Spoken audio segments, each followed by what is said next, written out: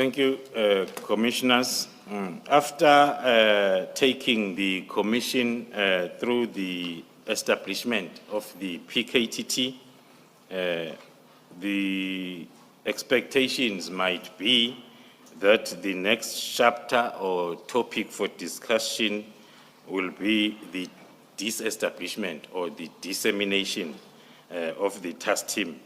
However, for the Commission to properly understand the disestablishment part, I need first to provide the brief overview of the organized crime nature, as well as with specific reference to the cartel that is going to be part of the disestablishment discussion, which will then be followed by the evidence that have since been obtained from the mobile device of one of the cartel members, as well as the events leading to the Gauteng counterintelligence operation, and I'll also add further evidence of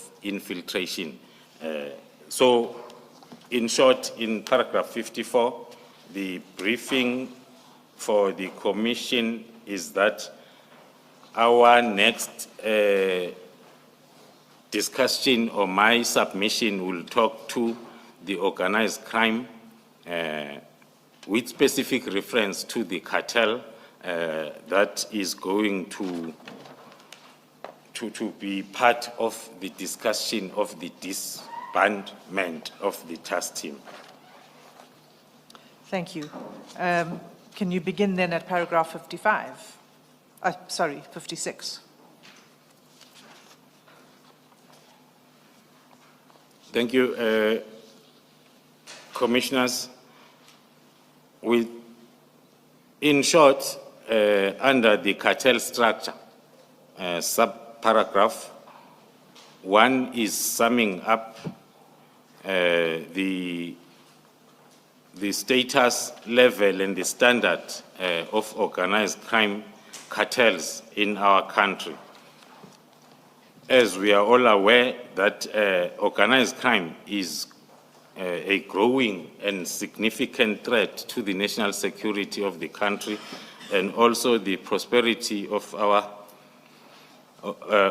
economic prosperity as a country. So the crime syndicates, which are below the level of cartels, are increasing their network that then will be based at local level up to the international stage. Amongst these cartels, which are made up of different syndicates, there is one identified in the country known as Big Five, which have since been identified as being very sophisticated, and it has got widespread influence, and it's involved in a broad spectrum of their illicit activities. The structure and the leadership of the particular cartel that will dominate my current testimony is believed to be having its head office in Gauteng for obvious reasons. Gauteng is the economic powerhouse of the country, and then with syndicates and groupings, or the capability of the same cartel to operate throughout the country. That is the currently identified structure and leadership of the cartel. As we... Just pause there for a moment, just so that we are on the same page. What is your understanding of a cartel as opposed to a dictionary definition of a cartel? When you talk about a cartel, what are you talking about? A cartel, thank you, commissioners. A cartel is a group of highly sophisticated criminals that will come together in a form of an enterprise, coming with different skills and expertise, including experience, with many syndicates or groupings operating under them. That is our understanding of the cartel. So when you refer to the Big Five, are you referring to Big Five cartels or Big Five individuals who are part of the cartel? Big Five individuals that are part of one cartel, as shown in the next, as shown in the same paragraph 57, last part. So this schematic that you're referring to at the end of paragraph 57 depicts a cartel. Yes. That's correct, commissioners. Okay, you can, and I think you want to describe this schematic, so can you take the commissioners through that? The currently identified cartel, known as Big Five, is having a structure as reflected, with the main commodity being drugs, and then there are other illicit activities that I will General, touch. sorry to interrupt you, but just for the sake of clarity, although the schematic has those skulls depicting 3 of the players, it's not your intention to say they're deceased, right? I mean, they are still alive and thriving. Just to clarify for the commissioners. Thank you, commissioners. This is an ongoing project investigation from the identification of the Big Five, the progress made. Those that are mentioned, reflected there in their boxes or positions, they've already been addressed, being a Mr. Katiso Mulifi, as well as a Mr. Vusimuzi Matlala, and then the other 3 are still being addressed.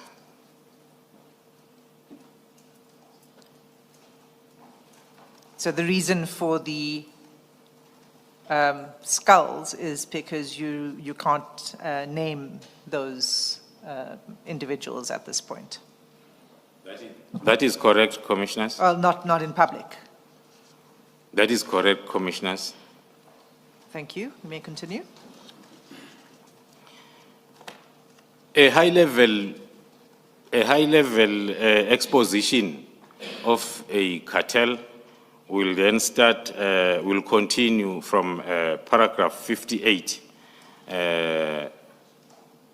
with the characteristic that the cartel will always have a leader who will be leading the organization, of course, with a very firm grip, supported by the core leadership that are also heading their various departments, and also having specific specialization fields in terms of sustaining the operations of the cartel.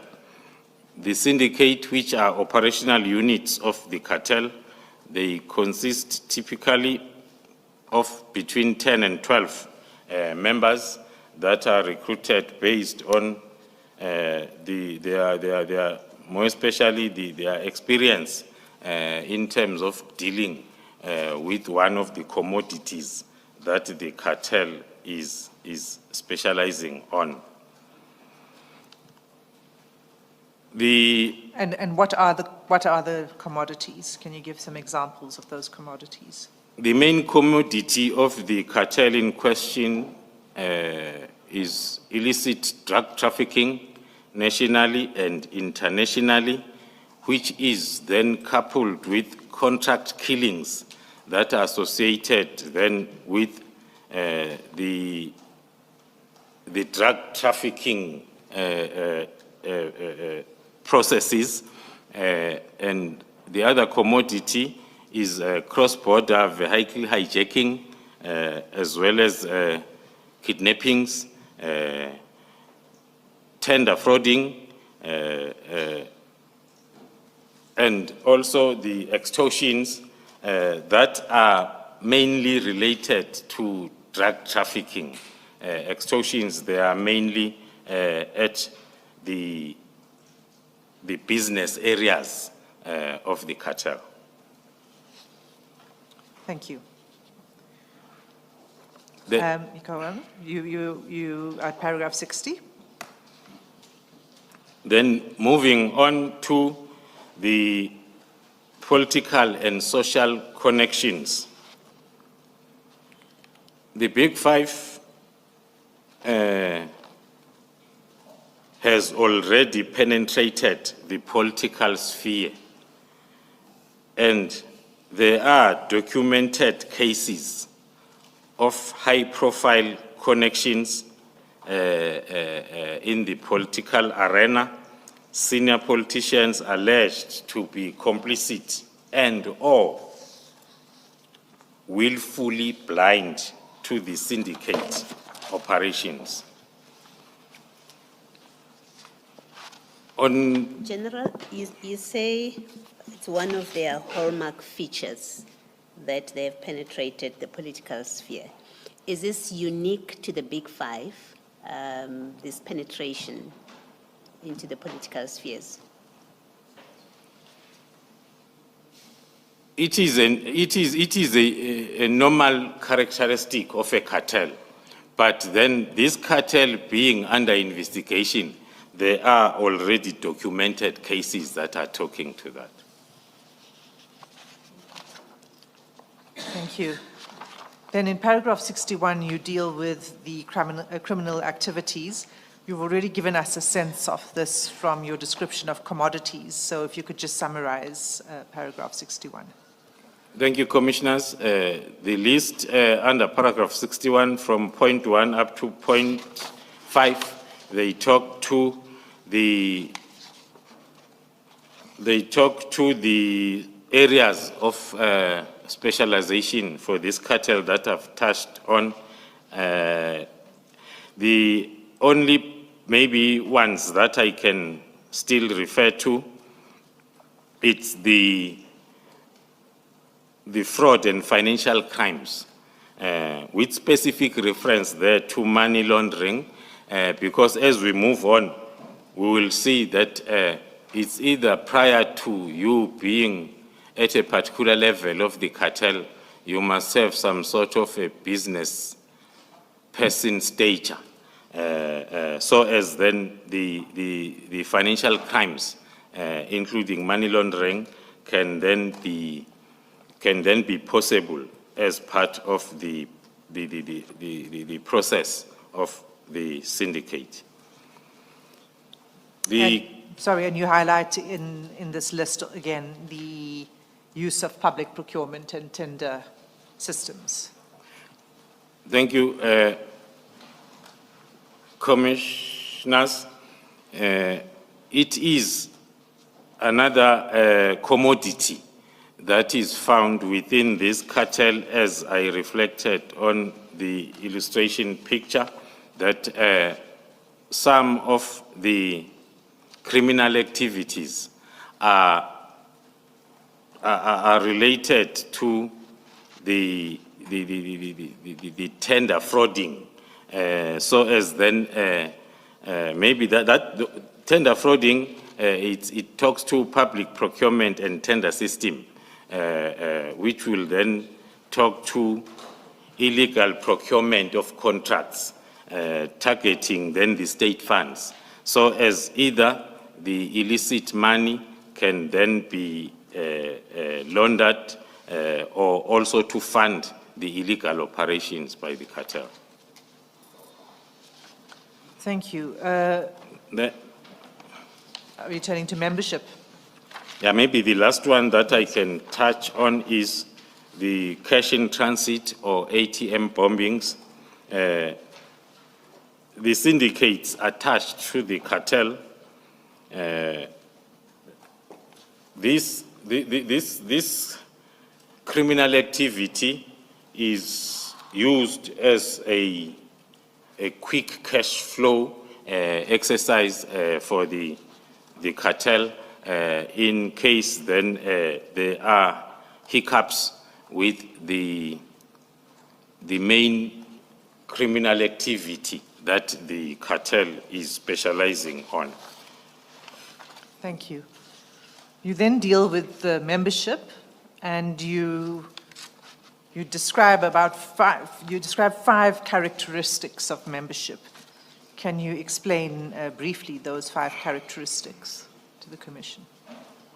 Without maybe getting into finer details, Commissioners, I will then reflect on those 5 membership characteristics in terms of this cartel. With your permission, Commissioners, to start with, so as I can flow, to start with the entry requirement and progression, which is number 2. The individual who meet the criteria, reflecting the experience and loyalty, as well as the utility within the organization. That is considered a lot within the cartel for anyone to be part of the entry-level members. The target there, it's mainly current officials within the criminal justice systems that will be recruited at entry level, because they are coming with the most critical skill within the cartel, which will be the connection between the cartel and the criminal justice system. And then the next one talks to the growth within, which is paragraph 64. The next step of growing is to register a particular company. In most cases, it's private security companies that are the initial businesses for the members of the cartel that have just joined. There are lots of reasons for that, including then access to firearms the correct way or the lawful way. The international reach and dual citizenship is one of the characteristics that are considered if you look at the common commodity or the main criminal activity of the cartel talks to drug trafficking. Then the syndicate members have to have ability to move within the borders of the different countries in order to be of service to the cartel. The value proposition and organizational influence. This characteristic is talking to the headhunting part of the recruitment, because it will depend as to what skills, what capabilities that the cartel is looking for, and then the value that will be brought in by whoever is headhunted or recruited into the syndicate to serve the whole cartel.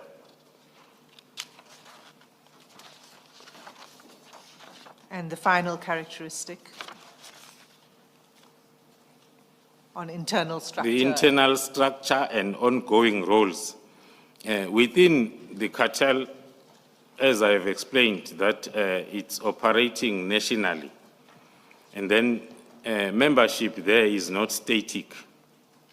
Syndicates maintain a network that includes actively participating or retiring from the cartel, but still rendering services to the cartel, more especially playing the roles of deal brokers, advisors, as well as informants for the cartel. The most important thing in this cartel, they value loyalty, common history, as well as proven capability, more especially to influence the investigations and prosecutions of incidents involving the cartel members. You then deal with this topic of geographic targets, and if you could just briefly explain to the Commission what the need is, why are there geographic targets that the criminal syndicates have, and specifically the 3 or 4 that you mentioned? As stated before, Commissioners, the main operational area of leadership for the cartel is in Gauteng, but the operational provinces, they are mainly KwaZulu-Natal, Western Cape, Eastern Cape, for various reasons. Gauteng, as I've indicated, it's an economic heart of the country where most of businesses, as well as headquarters of targeted institutions, are situated. KwaZulu-Natal, Western Cape, they are significant for their capability in terms of ports and transportation infrastructure, especially between Gauteng and KZN. The Eastern Cape, which is not so dominant in terms of economy, but then it's targeted because it makes it easier to expand the movement between Western Cape, Gauteng, and KwaZulu-Natal. Thank you. Then from paragraph 71 to 75, you describe the modus operandi in some detail, but could you summarize that for the Commission, please? Thank you, Commissioners. The modus operandi, to summarize it, the operations within the cartel, all syndicates within the cartel are highly organized in terms of networking and also blending the criminal expertise with legitimate businesses that allows them to have influence at all levels, more especially at local level, where the cartel activities are originating from, both in the other world as well as broad society at local level. All members are assigned specific roles, and also the field workers are expected to deliver criminal gains to the headquarters of the cartel under strict supervision.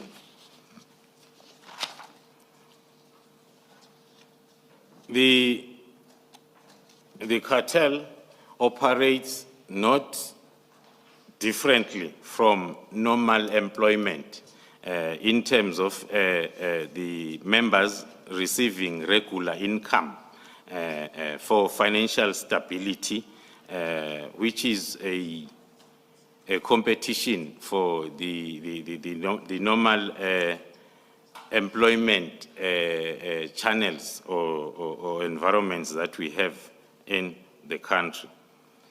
I've touched on the new entrants who are then motivated by the rates in terms of regular income, which is much quicker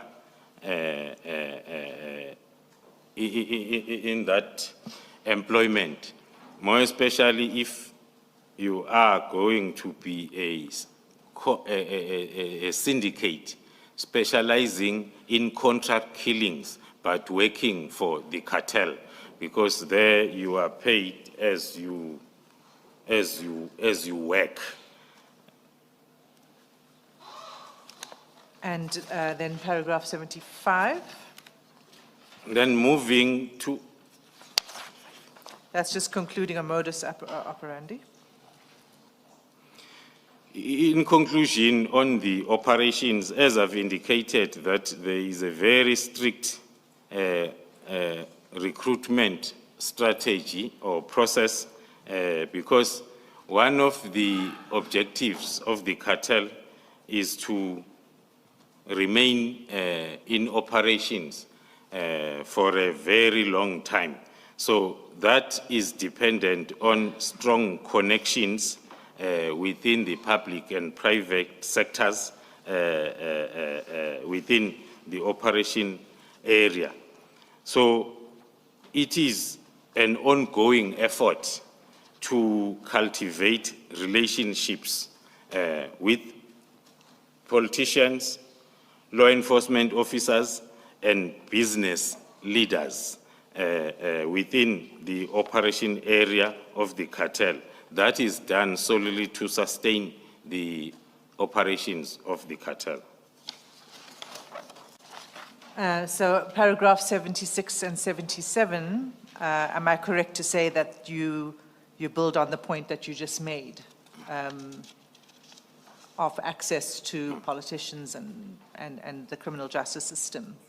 You just take that a bit further in 76 and 77, is that correct? That is correct, Commissioners. It's the continuation of the interest by the cartel in the criminal justice system. As I've said, that is a strategic objective that is meant then to safeguard the operations of the cartel for a long time by securing allies amongst the key judicial and law enforcement officials, as well as political figures at various levels, but most importantly at very high levels, so as the cartel can remain able to manipulate the investigations, suppress evidence, obstruct legal proceedings that threatens their activities. This is one of the most important objectives of the cartel, because then it determines the lifespan as well as the growth in terms of income for the cartel. Moving to paragraph. Well, I think, so just to conclude on this, you say you provide this context so as to understand the evidence that you about to submit to the Commission, particularly with regard to the infiltration via the WhatsApp chats that we will be going into. So I just want to make sure that we've got that correctly, that's the basis for which you've set out this, the explanation of how organized crime works. That is correct, Commissioners. This high-level overview of this cartel will help us contextualize the events that I'm about to address, so as we locate them within this sophisticated agenda that, according to the picture on hand will render the country very lawless. In this instance, then I will now focus on how this syndicate has captured, this cartel has captured some of the key elements within the criminal justice system in order to ensure that they sustain their operations. So if we turn then to the next section on the WhatsApp chats, can you explain to the Commission, before we get to those chats, where did you obtain those records? Oh, before that, Ms. Hassim, General, up to this point, you have described the characteristics of cartels in general, as I understand it, not so? That's correct. Yes. Now, you are going to deal with WhatsApp chats. Those are or relate to a specific cartel, not so? That's correct, Would Commissioner. that be the Big Five? That is correct. Yes. Perhaps this is a question that will be responded to, or that is best handled by the evidence leaders, but you are at the center of this and therefore you should know. I've read your statement to the end. I am not aware that you deal with examples of any other cartels that may have infiltrated or brought undue influence to bear on the criminal justice system. Is there evidence of other cartels other than just the Big Five? Do you know? Are we going to be getting any such evidence? Do you know? Thank you, Commissioner. For the purpose of the Commission and my affidavit, the only reference will be made to this Big Five cartel. Thank you, General. Thank you. Can I just ask as a follow-up to that?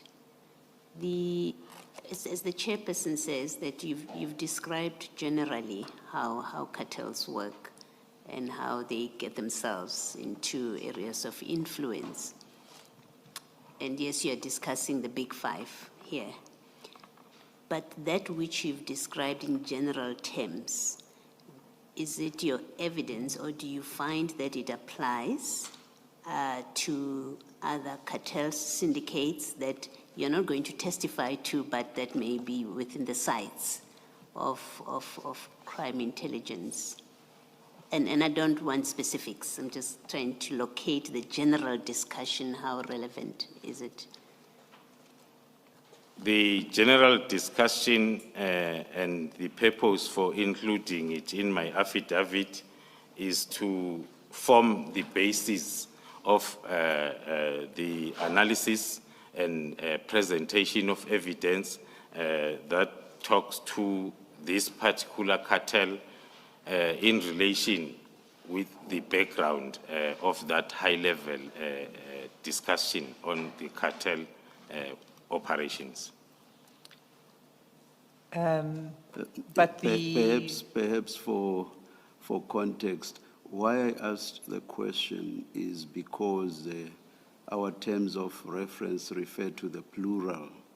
And so that's why I am interested to know whether we are going to be dealing with just this one cartel, whereas our terms of reference refer to the plural. But of course, you've already indicated what you are going to be dealing with, so I am not putting you in a difficult position. And indeed, I prefaced my question by saying perhaps my question is something best left to the evidence leaders and indeed even our investigators. Chair, if I could say it's two things. One is it's also an interpretation of what the terms of reference mean when it speaks of cartels versus syndicates. It could mean syndicates. but that this is not the only witness, of course, and the only evidence that will be submitted before the investigation of the Commission. So, but for this witness, and certainly for the public part of this witness's testimony, the focus is on the Big Five. Thank you, thank you. So maybe turn to the WhatsApp chats. The first thing, General, is can you explain to the Commission how you obtained these chats? Thank you, Commissioners.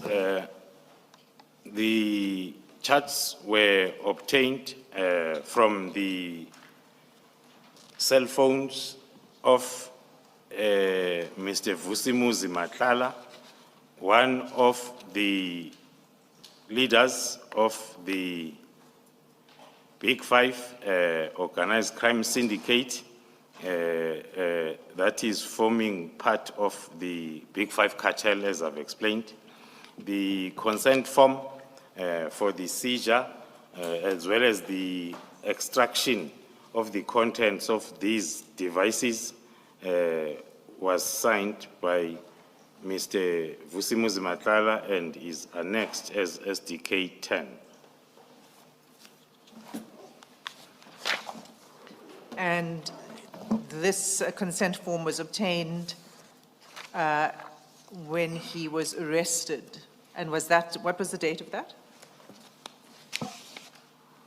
That is correct, Commissioners. It was the 14th of May, 2025. And Commissioners, that's to be found at page 112, the annexes manual.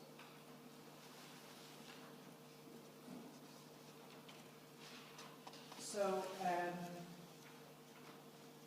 could you give us, the Commission, the overview of what it is you will be taking the Commission through before we... Sorry. Let me start again. Can you describe for the Commission an overview of the WhatsApp chats that we will be going through in detail? Thank you, Commissioners. As I've indicated, then starting from paragraph 80, as to the originality of the WhatsApp chats, these chats will provide, they were included in my affidavit because they will provide the important context that is necessary for the Commission to know in order to understand the decision to disestablish the political killings task team, as well as the manner in which that decision was sought to be implemented by certain elements within the South African Police Service, as well as the Ministry of Police. When I touched on the modus operandi at high level of organized crime syndicates, we will find a clear corroboration as we go through these WhatsApp communications between Mr. Vusimuzi Matlala and various individuals, including politicians, members of the South African Police Service, as well as business persons. The charts that I'll be taking the Commission through, I relied, that I'll rely on were obtained from the two telephone devices seized from Mr. Matlala, as I've indicated, during his time of arrest. The charts were extracted from the forensic image of the two devices, and they disclose direct communication and association between Mr. Matlala and several senior officials within SAPS, within the business space, which have apparent connections to the Minister of Police, who is Mr. Brown Mukhosi, who is an acknowledged associate of the Minister of Police, and we are also going to have a look at a forensic investigator who is publicly recognized for his comments within the media space, and the records and investigations based on these records also is evidenced with payments made to these individuals by Mr. Vusimuzi Matlala. Can you then, in paragraph 82, you say which WhatsApp chats you are going to highlight in your evidence as we go forward. But before we do that, it's clear that there are there are chats between Mr. Matlala and 5 individuals. Was that the sum total of the contents of the phone, of the 2 phones? The submission for this hearing will be on the 5 identified pair of chats or communications, and then with other evidence from the chats that will be tabled in camera if my application is approved. So these are 5 out of a bigger batch of chats. That's correct, Commissioners. And these are the ones you are able to speak to in public. That is correct, Commissioners. And the reason you can't deal with the other ones at this point is for the reasons you gave at the outset of your testimony today, the ongoing investigations. Is that correct? That is correct, Commissioners. All right, so can we then go to paragraph 82? And just if you can set out for the Commission who are the 5 chats that you will be taking the Commission through. The 5 chats that I'll be taking the Commission through, number 1 is communication between Mr. Vusimuzi Matlala and Mr. Brown Mukhosi, who is a businessman linked to several SAPS officials, and he appears to have been involved in funding activities for the Minister of Police within the ANC. A printout of WhatsApp chats between Matlala and Brown Mukhosi is attached as WB1 in the WhatsApp bundle. The second? The second one will be the communication between Mr. Vusimuzi Matlala and Major General Sinona, who is the head of DPCI in KwaZulu-Natal. A printout of the WhatsApp chats between Mr. Matlala and Major General Sinona is attached as Annex Chat WB2. And the third? Oh, sorry, there's 2 related to... Yeah, under the same number 2 is also a printout of WhatsApp chats between Mr. Vusimuzi Matlala and Eitato Sinona, who is the son of Major General Sinona. That is attached as WB3. And the third set of communications? The third set is the communication between Mr. Vusimuzi Matlala and the acting chief of police in Ekurhuleni Metropolitan Police, Mr. Julius Mkhwanazi. A printout of the WhatsApp chats between Mr. Matlala and Mr. Mkhwanazi is attached as Annexure WB4. Just a second. Sorry, General. May I just, I don't want to just repeat it. Perhaps Ms. Hassim will have to first confirm But I want to see whether there's a need for me to repeat something that I said right at the beginning when General Mkwanazi was testifying. At that stage, we as the commissioners knew for a fact that implicated people had not been given notice. And I announced that that did not mean that the implicated persons were going to be prejudiced in any way, because implicated person notices would be issued hour afterwards, and that they would be given copies of the transcripts, the witness statements, the exhibits, and whatever else may be relevant that the Commission is in possession of that relates to the particular implicated person. So I made that announcement right at the beginning. And it was understandable at that stage, the circumstances under which we commenced with our hearings.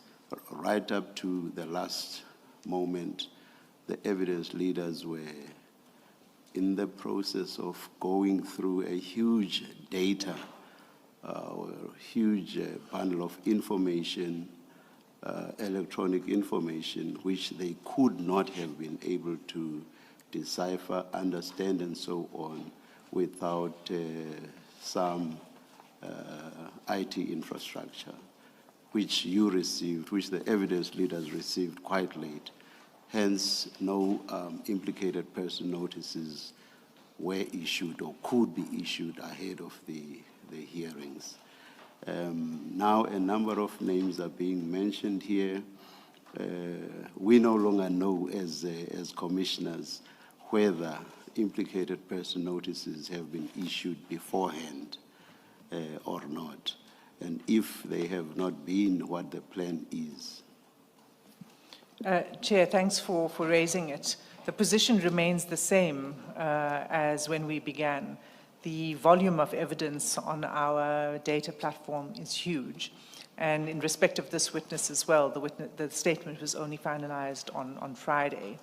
And one of the difficulties in particular with this preparation for this week was not only trawling through, as you see, the reams of evidence, but establishing what could feasibly be led in public. The intention was to try to maximize transparency. And so we could only finalize what evidence would come through quite late.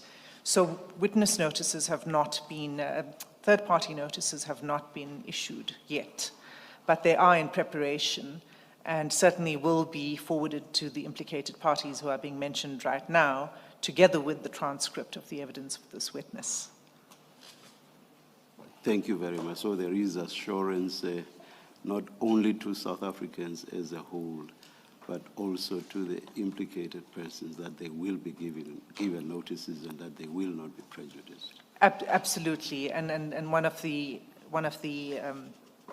important aspects of giving the notice would be to provide the detail of the evidence that's been led against them, so they can have an opportunity to prepare properly a response. Thank you, Ms. Hassim. Thank you. Thank you.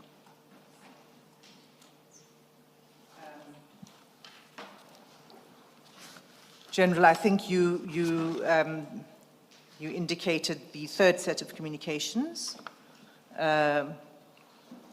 with the Acting Chief of Police in the Ekurhuleni municipality. The fourth is? The fourth is Mr. Vusimuzi Matlala and Mr. Calvin Rafadi, who is an academic commentator linked to several high-ranking SAPS officials, and the printout of those WhatsApp chats are attached as Annexure WB6. And the fifth? The fifth one is the communication set between Mr. Vusimuzi Matlala and Mr. Suleiman Karim, who is a business person linked to several high-ranking SAPS officials.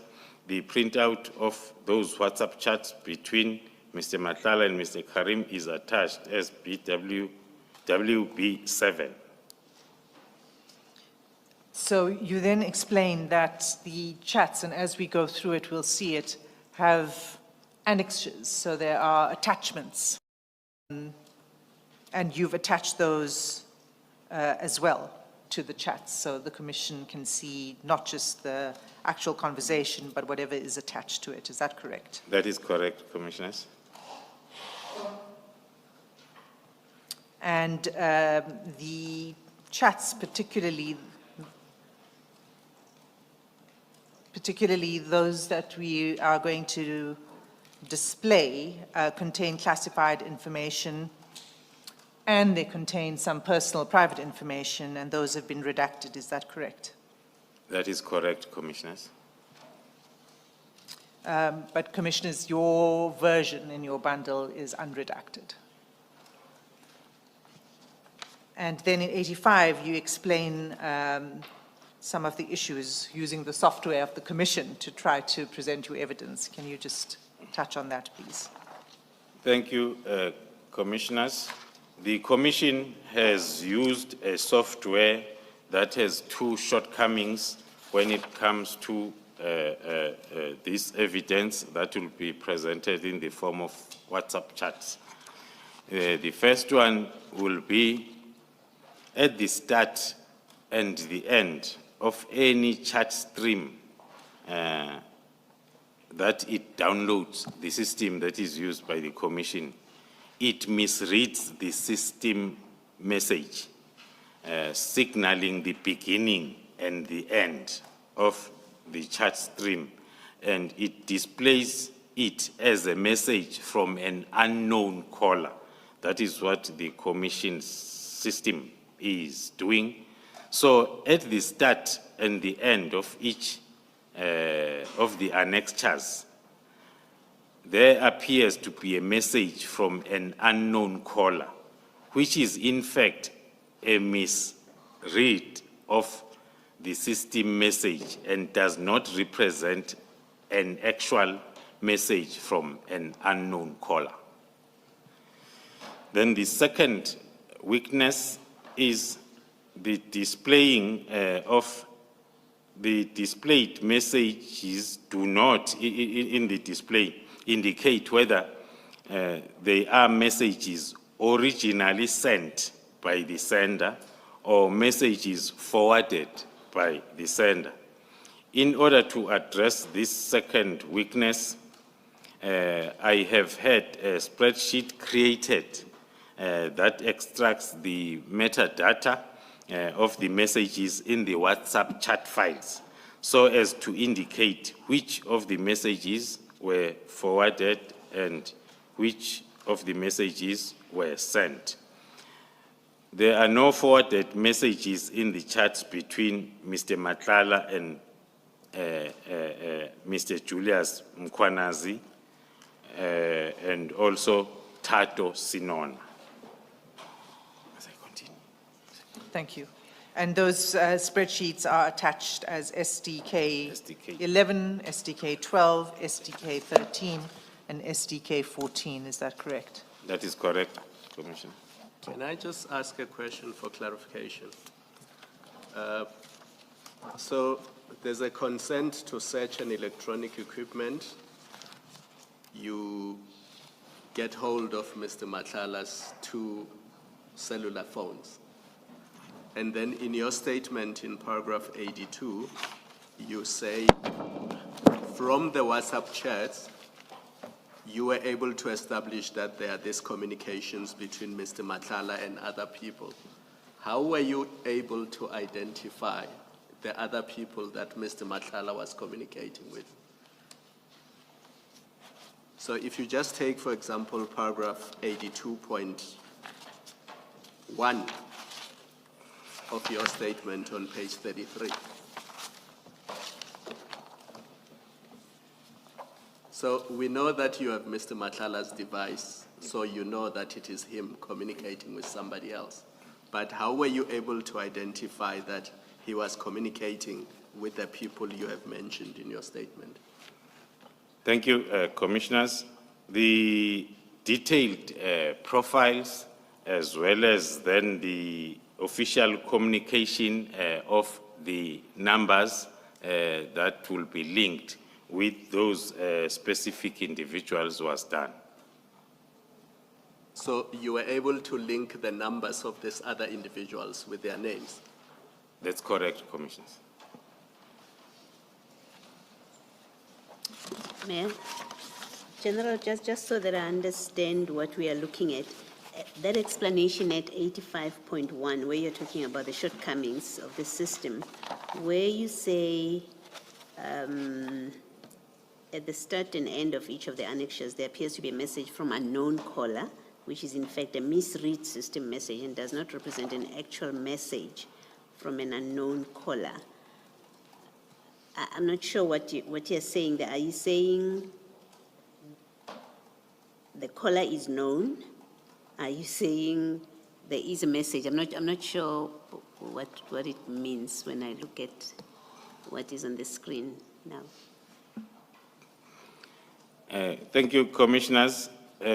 We are saying the system used by the Commission at the start and the end of each annexure, there appears to be a message that it's from an unknown caller, which is in fact a misreading of the system. And the system message, and that does not represent an actual message from an unknown caller. It's a system misreading. So there's no message? No, if I could help, because it was the Commission that software that was used to assist the witness.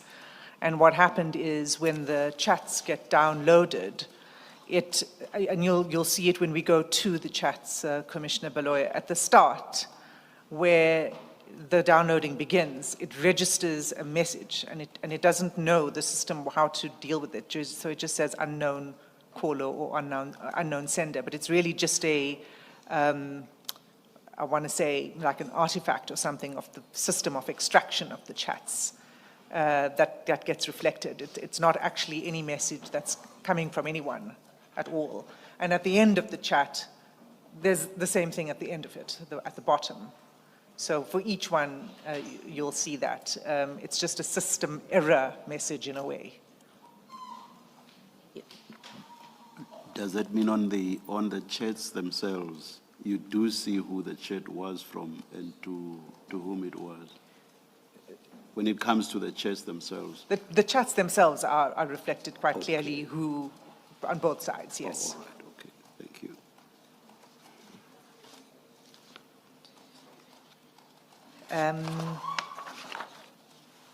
And then perhaps I should also assist the witness to explain the point about the time, because in the spreadsheets that we've provided, it's 2 hours. It's using GMT as opposed to South African time. So we'll add 2 hours to the times in the spreadsheet. Okay.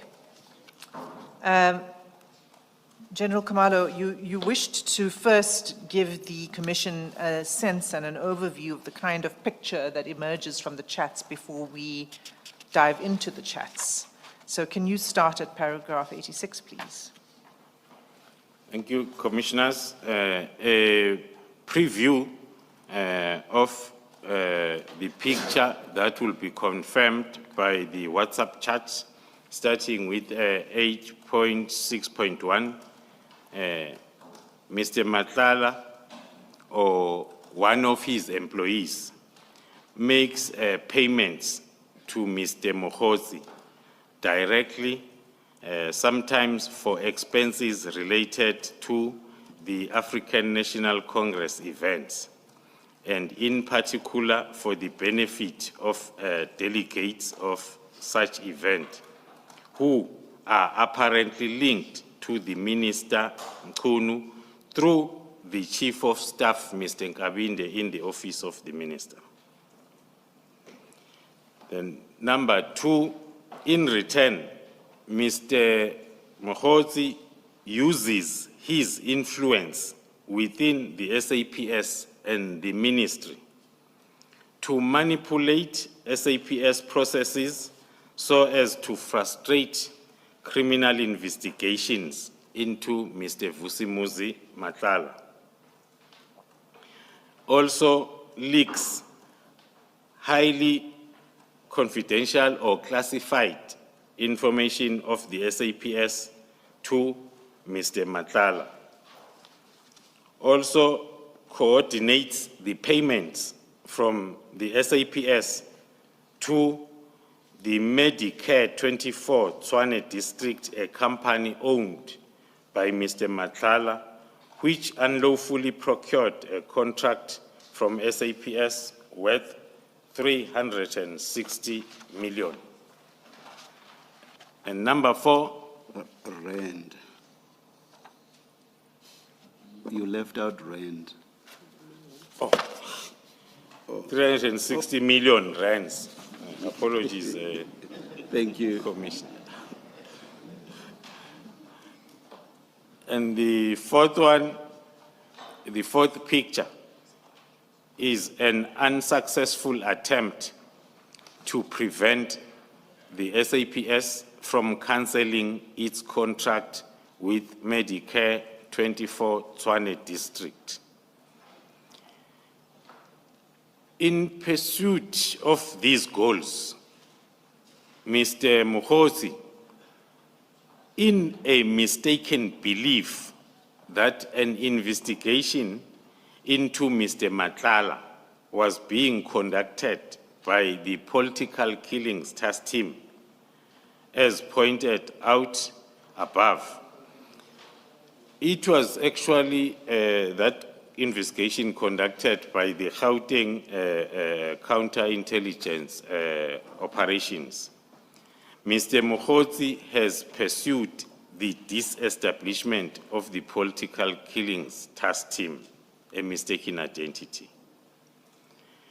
And then, secondly, he has specifically sought to find a means of having me subjected to a criminal and or disciplinary proceedings, including a somewhat comical attempt to rely on a December 2024 Constitutional Court judgment in State versus Matlala, CCT number 237/2002, to have me disciplined for the conduct of a different Brigadier Khumalo, who was involved in that case, a Brigadier Mbuso Khumalo, who was then referred to on the records of proceedings on this case, and who Mr. Mukhosi apparently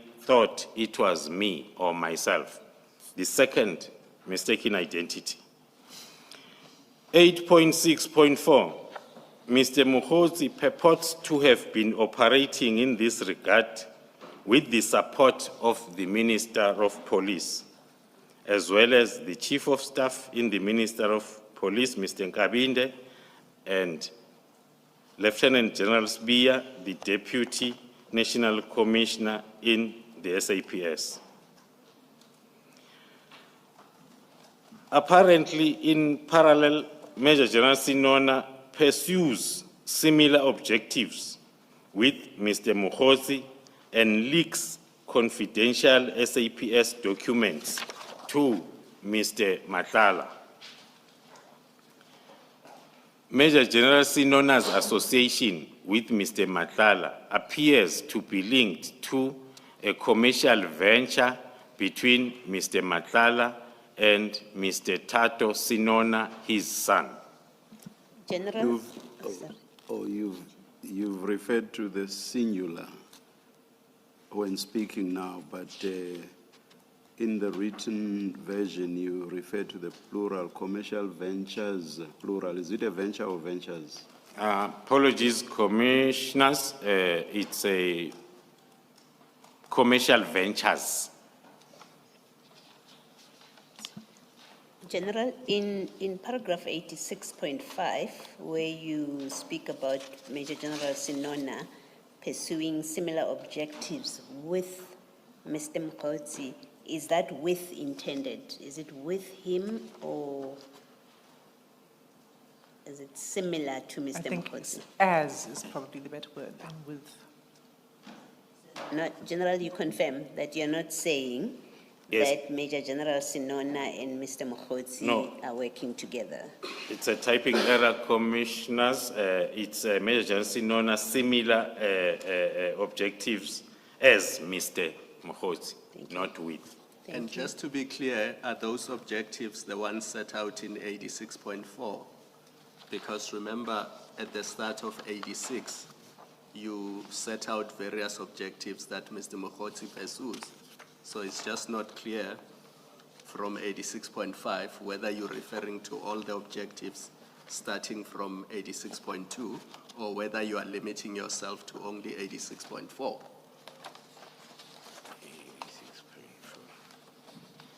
No, I'm only referring to 86.4, Commissioner. Okay.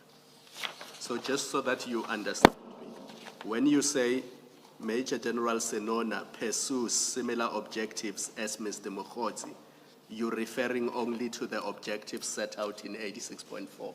That is correct, Commissioner. All right. About that, General, let's just be sure. 86.4 says Mr. Mkhotsi purports to operate with the support of the Minister, the Chief of Staff, and General Sibia. Are you in 86.5 saying Major General Sinona acts with support of the Minister? I think that's the specific question you're being asked. Are you saying Major General Sinona acts with the support of the Minister, the Chief of Staff, and General Sibia? Is that the intention? So to clarify, General, because my understanding is, and you'll correct us, is that when you refer to similar objectives, you're referring to similar objectives in general and not specific specific manipulation and specific influence within the ministry, for example. Yes. That's what I understood, but please correct me if I'm wrong. That is correct, Commissioners. The modus operandi from the beginning will look more or less the same, but as you get into the implementation, and then it might talk to a specific objective, but overall, the objectives are grouped as the same. I think what, Ms. Asima, I thought you had clarified in the way that I understood it, which is you're not saying about Major General Sinona that he acts in support of Minister Mkhunu. You're not saying in support of the Chief of Staff or with their knowledge, and you're not saying with the knowledge of General Sibia. I've understood it to be that's not what you're saying. You're just speaking to the broad objectives of That is undermining correct, your work. Commissioners. Okay, thank you.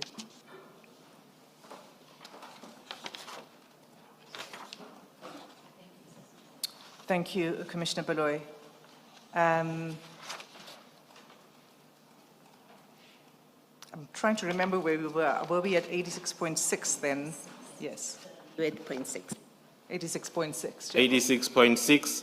86.6, Mr. Karim and Mr. Rafadi appear to be paid by Mr. Matlala for their access to senior SAPS members and their ability to advance same goals as those pursued by Mr. Mkhotsi, and also to leak sensitive SAPS documents to Mr. Matlala. And 86.7? 86.7, alongside Mr. Matlala's unlawful influence over affairs of SAPS, he has a relationship with Mr. Mkhwanazi, which involves the abuse of EMPD for the benefit of Mr. Matlala. And then you end your high-level picture so that you are able to take the commission to the chats themselves. Do you want to just explain that?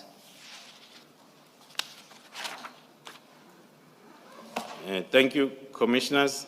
There are, of course, then vast numbers of messages in the chats that are relevant to the location of the message in the chats, affecting the significance.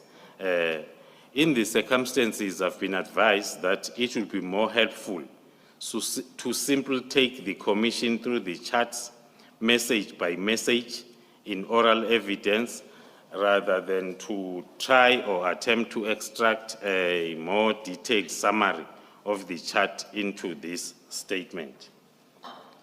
What the charts demonstrate, at the very least, is that organized crime has managed to infiltrate the SAPS and the EMPD at the very highest level. And would it be correct for me to understand then that this overview that you've provided and this sort of strands of the picture, there are other strands that will become clearer as we go through the chats? That is correct, Commissioners. Thank you, General.